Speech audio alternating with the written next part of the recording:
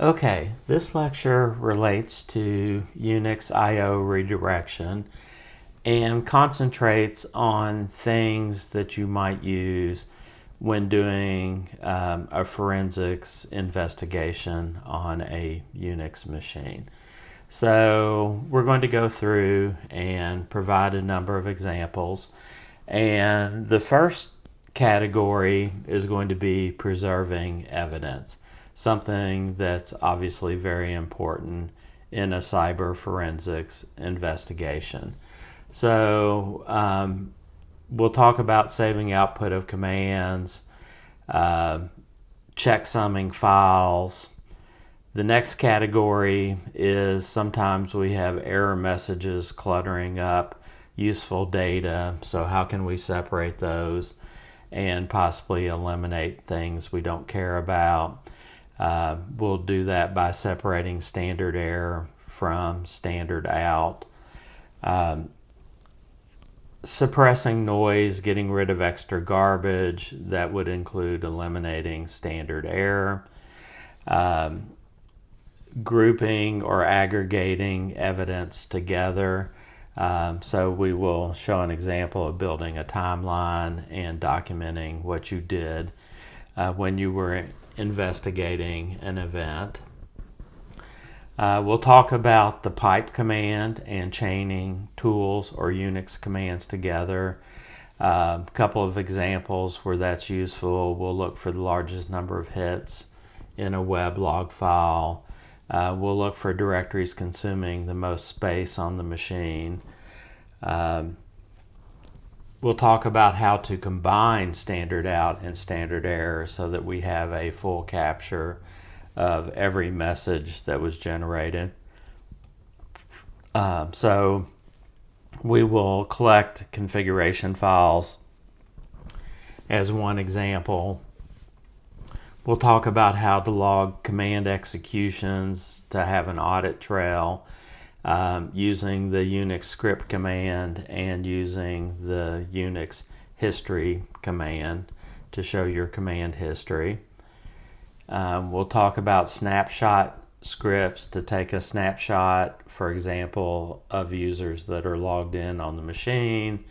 Or we'll have another example that shows how to run that script on a schedule so that it executes periodically and records that information for you.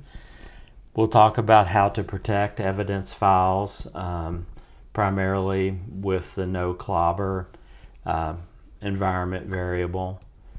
We'll redirect to multiple files. So instead of just sending output to one file, we'll talk about how to send it to multiple locations. And that is accomplished with the UNIX I command.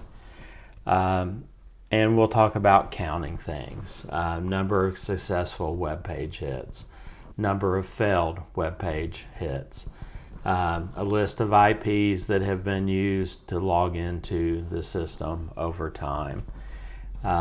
Counting of URIs for failed web page requests. So what are hackers trying to access on your machine? And then a miscellaneous one, most recently changed files in a directory. You might care about that. So those are the examples we're going to work through. So starting with example 1, saving output of commands for later analysis. And this is just simple I/O redirection. So we want to issue the netstat-an to show connections on the current machine. And we would like to save that for evidence and or so we can come back and look at it later. So the greater than sign redirects standard output. And it redirects it to a file. Now, one new thing that we may not have seen before is using backticks on the command line, these kind of backwards apostrophes. And what that means is execute whatever command is in the backticks and then put its output in this location. So that will go through and create a date time stamp in the format we specified there and stick it onto the end of the file name netstat_output_. So as far as output, there will be no output because everything is saved to the file. Example 2 is calculating a checksum for a file. The way to do that is if we wanted to create a checksum for the file we created in example 1, there is the name that it was created as, and then I use the MD5 command, which is going to output a checksum, and it's going to tell that we used MD5. Here's the name of the file, and here's the checksum. Now, what we really want, because we need to save this for future validation of the file, is we want to generate that checksum to a file. Now, I did this on Mac OS. Some MD5s just output the checksum, and that's what you want stored in the checksum file. Mac OS has a little extra information, so what I'm going to do is I'm going to show you how to get rid of that and write it out. So we use the MD5 command, and then we pipe it through awk, and then what we do is we print out the fourth field space the second field, and we write that to a checksum file. So we use awk, which is a programming tool. AWK is the initials of the 3 authors of the program. And then we use sed, which is the stream editor, which allows you to issue line editor commands on something coming down a pipeline or coming down a stream. And in this case, we would have no output because our goal was to save the MD5 checksum to a file. Now, how do we verify this MD5?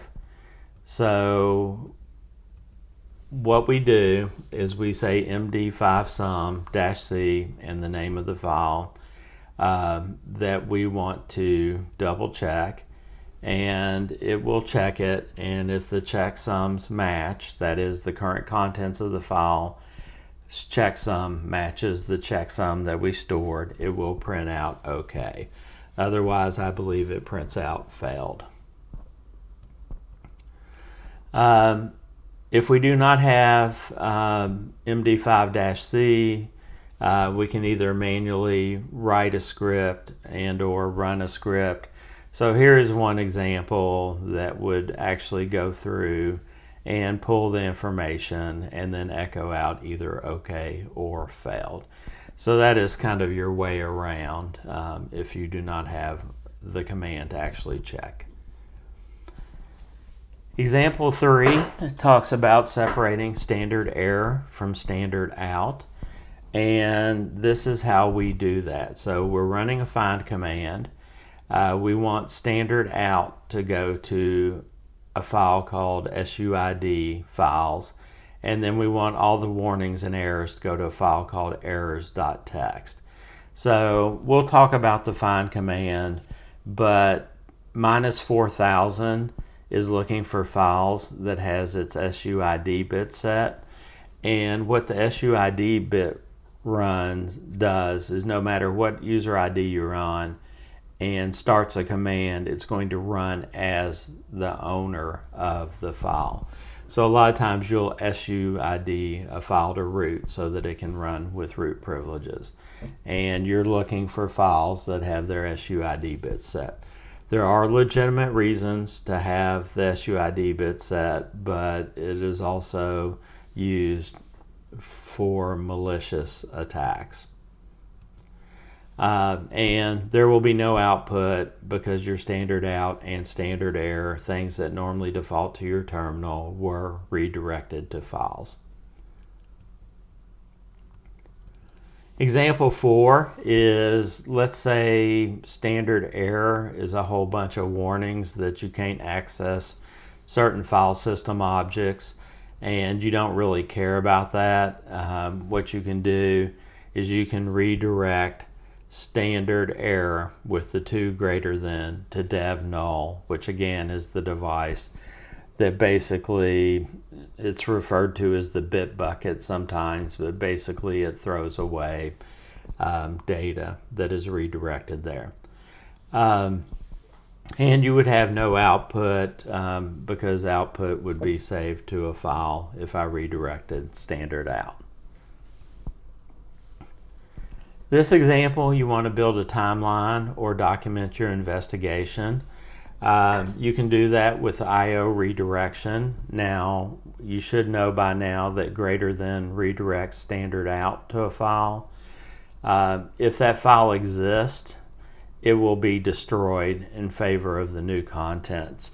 So what we're showing here is that you can use greater than, which redirects standard out, but it appends it to the file. That is, it sticks it on the end, preserving any information that might already be there. So the output of the date command, the who command, and last command would be all appended to the file timeline.txt. And has a lot of these examples where we're talking about preserving information. We're preserving it by writing it to a file. So like those, there will be no output because the output is simply appended to a file again. What if we want to find the largest number of hits in a web log file? Well, this is a kind of long command. We're using piping, which is the vertical bar. So I say cat out the contents of a file. If I stop there, the output of that file would be displayed in my screen. Now what I'm doing is I'm piping it into the stream editor command, and I'm saying take everything from the beginning of the line, which is the caret, followed by any number of characters, the word get, and a space, and substitute in its place nothing. So I'm chopping off the beginning of the line that has like the IP address, authentication information, maybe a date time stamp, and getting rid of that. And then I want to pipe it through sed, and I want to get rid of everything at the end of the line after the next space or question mark. So I'm basically looking for the end of the URL and getting rid of the return code and all that. So that regular expression in square brackets says I need either a space or a question mark, followed by any number of characters, don't care what they are, and the end of the line. So this chops off everything after the URL. And then I want to get rid of, sometimes you might have a directory where the URI ends with the directory, or it may be directory and a slash. So that I count those the same, I want to get rid of the slash. So what that says is, obviously I'm using slashes in the syntax of the substitute command of sed. So I need to escape that. So it basically says if I have a slash immediately followed by end of the line, get rid of it. I then want to sort them alphabetically, and then I want to unique the file, which will get rid of all the duplicate lines that are next to each other. And I would like to include a count of how many lines there were.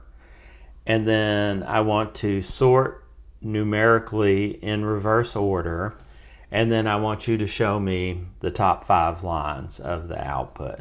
So this will give me the 5 files that have the most hits. So rather long command, but shows you the power of piping things and taking various UNIX commands and pasting them together. One of the original UNIX philosophies were commands should do one and only one thing, and they should do it very, very well. And if you need to do more complex things, you do those by combining or piping from one command to another, like I have done here. And this is the output that I will get. So, passkeys dash endpoints, I had 7,000 hits. Index HTML, 4,000, /egg, etc. Out of this output, the only one that might be concerning is the very first one, which there were 7,000 hits looking for passkeys. That is probably not normal on most machines. So somebody is trying to access some passkeys potentially, and you might want to investigate that. Example 7, we want to look for directories consuming the most space. So I might change over into my web directory, my htdocs. Then I'm going to do a DU, which is disk usage.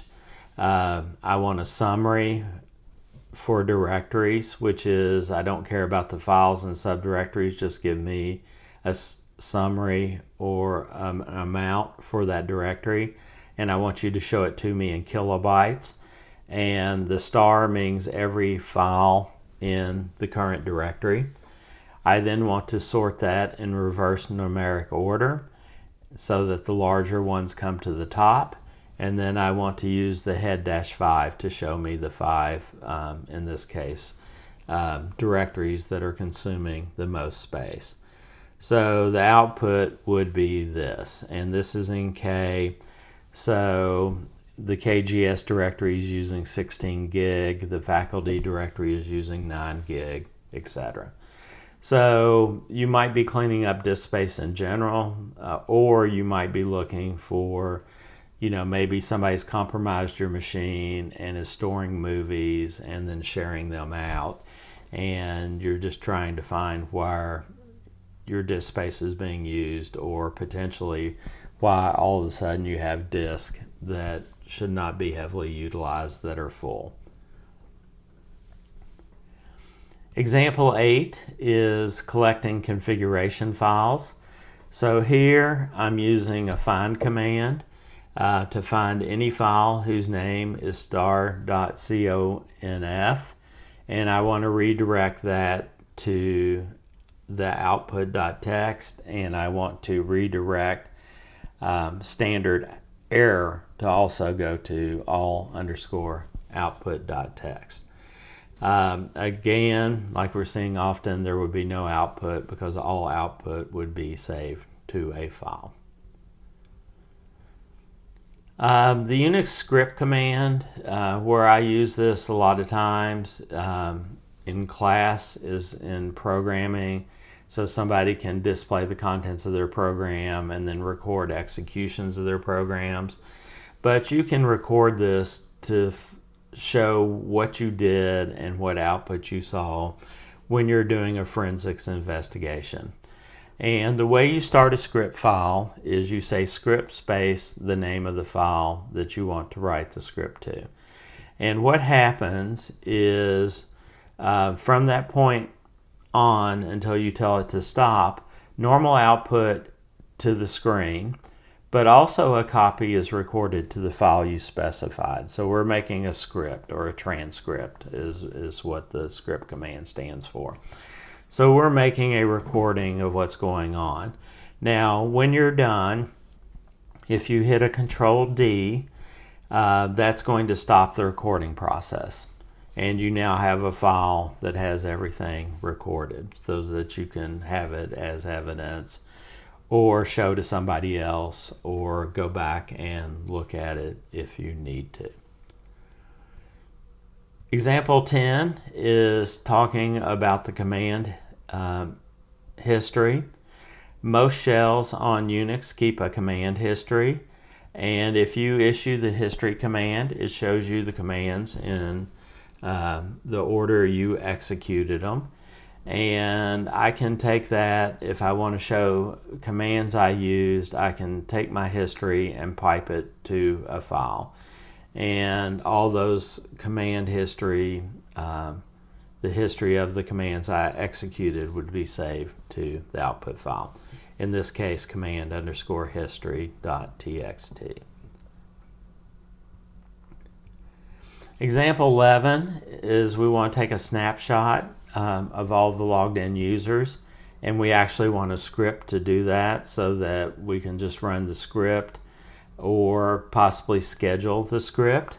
So if you're using the Bourne shell, which is sh or /bin/sh, this is what the code would look like. We can use parentheses to have a sub-process, and in that sub-process, I want to echo out that string, literally date, and then show the output of the date command, then echo out users, and then issue the who command, etc. And then we want to append, that's the greater than, both standard out and standard error to snapshot.txt. So it just real quick, you issue the name of this script and it will issue all these commands for you and append the output to a file. Now, if we're doing this in C shell, we're going to have to use kind of a different mechanism, but actually this is the command that we would execute. So what we're doing is we're just chaining commands together with the semicolon and writing both standard out and standard error to snapshot.txt. Example 12 shows you how to run things on a schedule or to run things periodically. The first is kind of a brute force way. You can program at the command lines. So we can say, while true, I want to do a block of code, and within that block of code, I want to issue some commands. You know, these could be running a script that you wrote to, like we saw in the previous example, or it could actually be the commands here. And then we want to sleep 600. And the sleep command is a way to put a process to sleep for a specified amount of time. And that time is in seconds. So 600 seconds would be 10 minutes. So every 10 minutes, we will get an output. Now, the disadvantage of this is you have to keep your shell open. If you break out of this or terminate your connection, then this process is going to stop. So a better way to do that is to run it on a schedule using cron.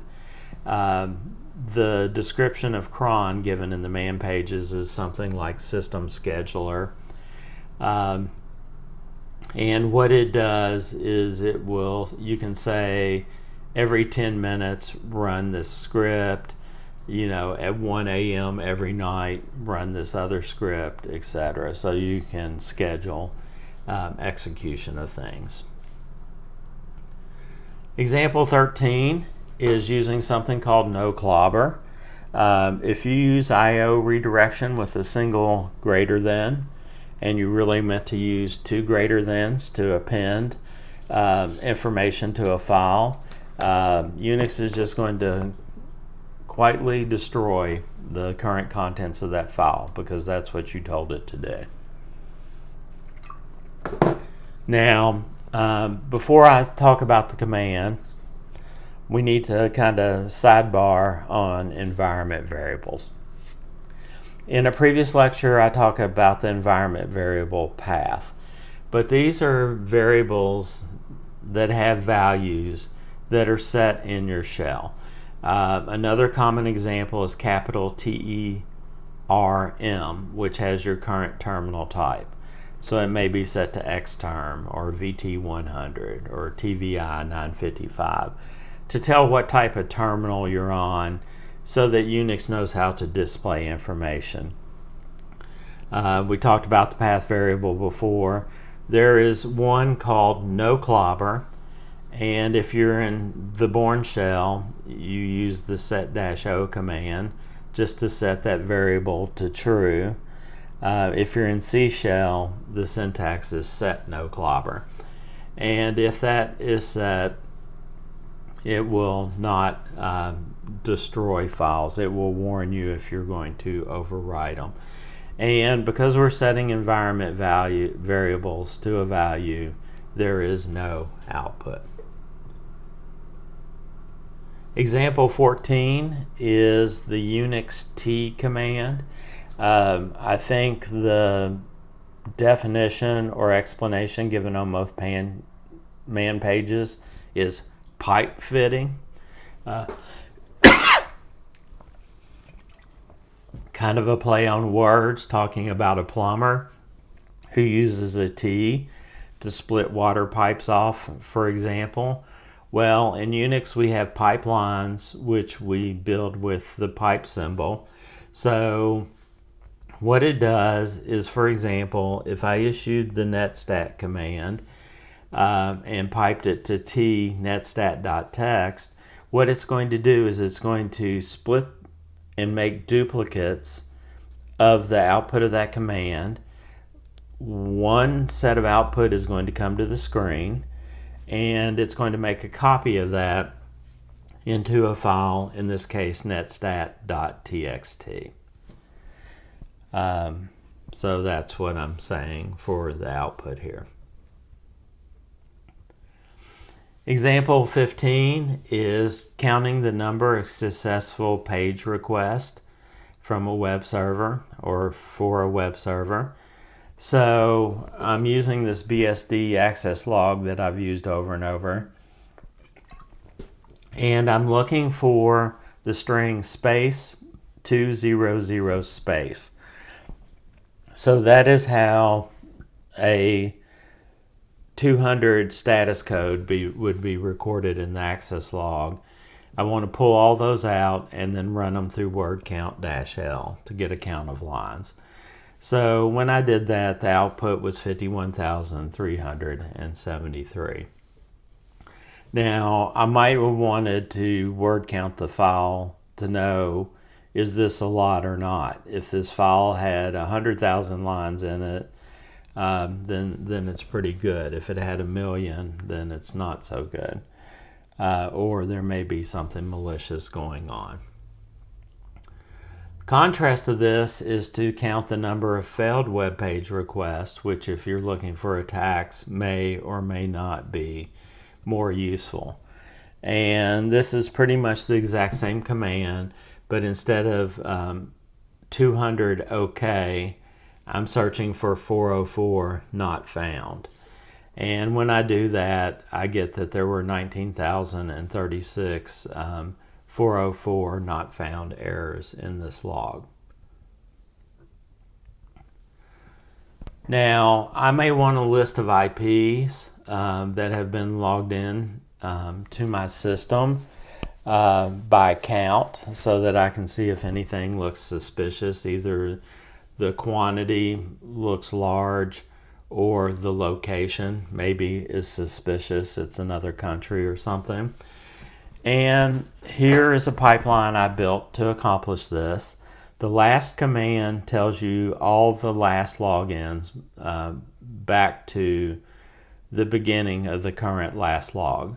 A lot of times that last log is reset every month, but typically when you do that, you do something called a log rotation. So you say, here's the log for January, here's the log for February, etc. So I could look through those backup or archived copies, whatever you want to call them. I'm going to pipe that through awk, and print $3 means white space delimited, print the third item on the line, which is where the user's coming from. I want to sort it alphabetically. I then want to unique it along with an count for each of the lines, and then I want to sort that in reverse numerical order. And when I do that, the output is this. So from the machine.1.10 there were 42, from 10.0.0.5 there were 35, etc. Localhost is the current machine. So for example, I secure shelled or maybe SU'd to root. PTS is a pseudo terminal that was created on the graphical user interface on my current machine, and it actually records reboots in this file as well.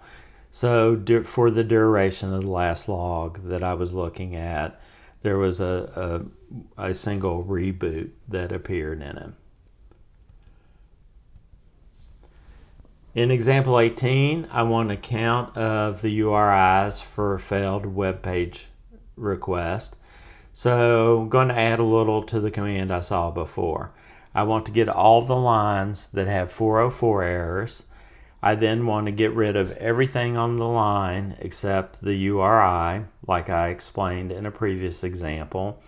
I want to sort those. I want to unique them with a count. I want to sort them in reverse numeric order, and then I want you to show me the top 5. And the output I get for this is as follows. And this is probably people trying to look for known vulnerabilities on the system. wp-admin is a WordPress administrator directory. php-myadmin is a web interface to access databases on your machine. wp-login is a script for doing a WordPress login. I'm trying to find if there's a .env directory. And then, this eval standard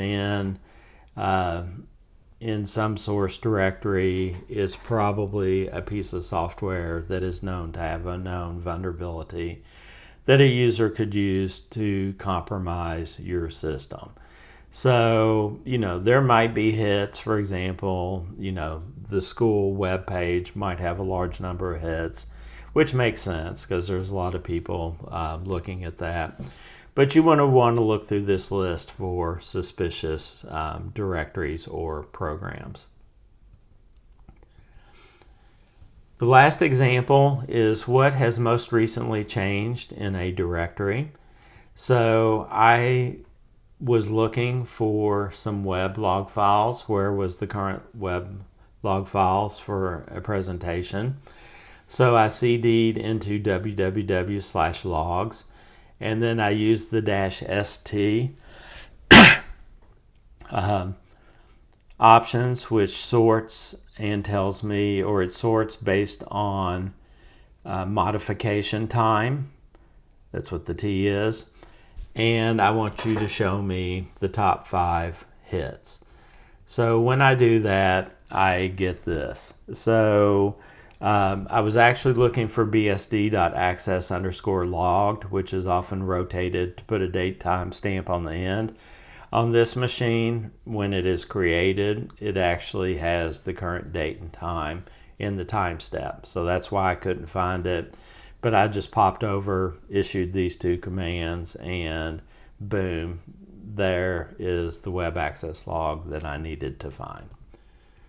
So that is a number of examples, kind of stressing I/O redirection, but concentrating on how would they be used in cyber forensics investigations and evidence collection.